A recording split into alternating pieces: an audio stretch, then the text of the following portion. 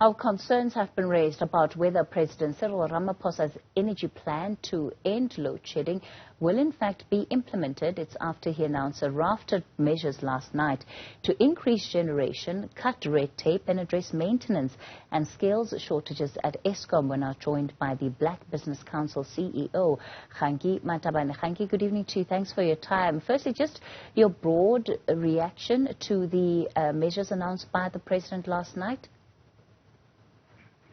Good evening, Kathy and the viewers, and thank you for having us.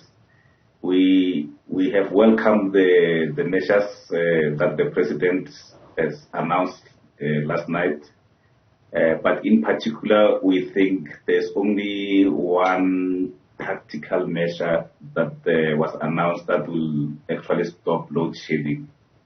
And then that measure is basically the one that talks to the improvement of the performance of the current fleet of coal-based stations.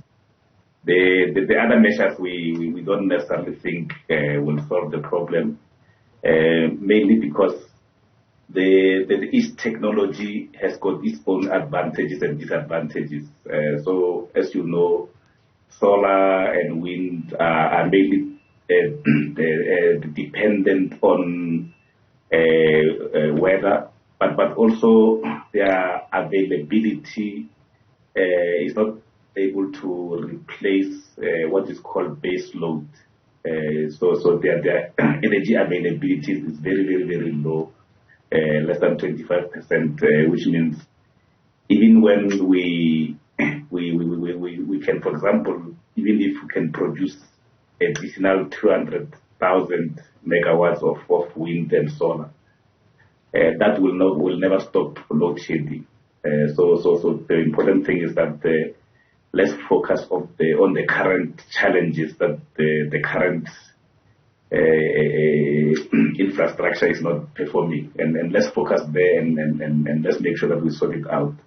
If you look at it, this cap in terms of embedded energy of 100 megawatts that has now been lifted, and the opportunity for Eskom to procure power directly from independent power producers, including a business that perhaps has additional capacity, how do you not see that as a step that will be able to feed into the grid a lot more quickly?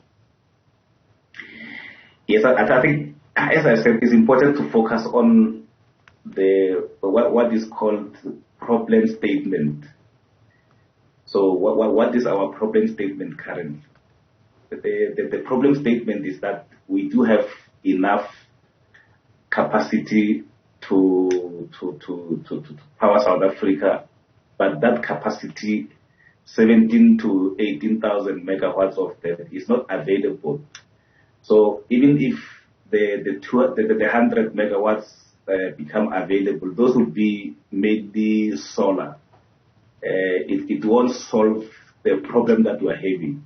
Hence, even if we aggregate all of them, all of the solar and wind that are produced by companies and individuals and everyone else, that is not going to solve the current problem. So it's important that we diagnose and analyze the problem properly.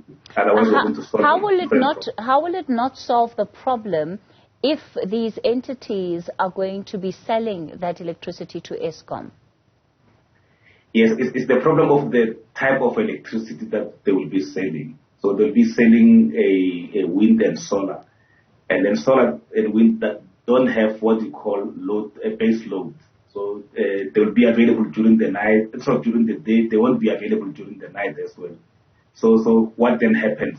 It means we'll still have load shedding, even if that type of technology is there. As I said, the energy availability of solar is like 25%, and then energy availability of coal, the current one is 60%, which is not performing well, but it can go up to 75 or so percent. So even if they bring the solar and all the other technologies that are not necessarily having base load, it won't solve the problem. So the problem can be solved by the current coal-based stations. It can be solved by nuclear, hydrogen, and gas, but not by solar and wind that we were trying to get.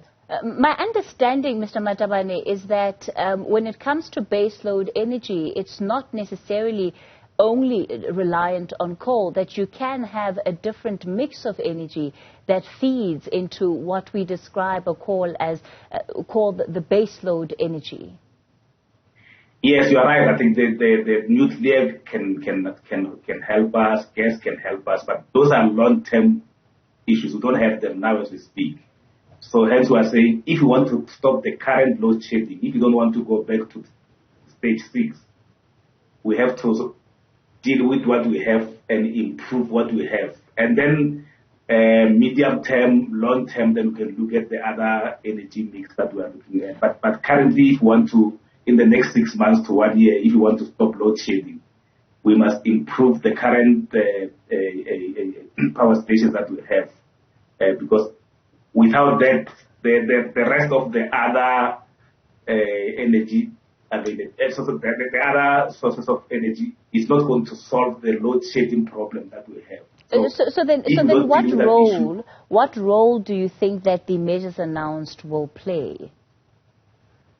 I think some of the measures are mainly long term, and hence we were saying we mainly support one, which deals with the current poor performance.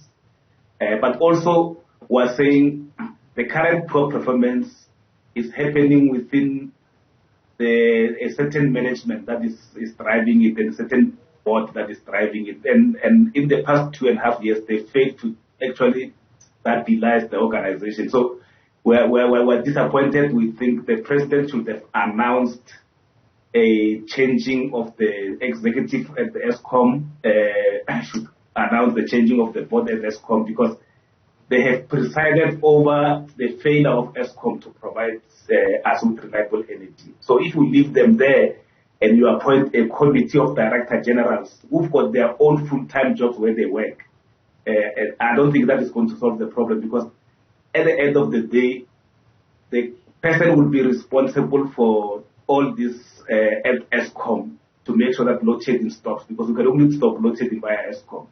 The person who's responsible for that has been there, he has failed, but you still keep him there. So you announce plans and measures, but you keep the driver who has failed. So that way, chances are the driver is still going to continue to fail. So we're not going to be able to see any improvement in load shedding. All right. The Black Business Council's CEO, Kganki Matabane there.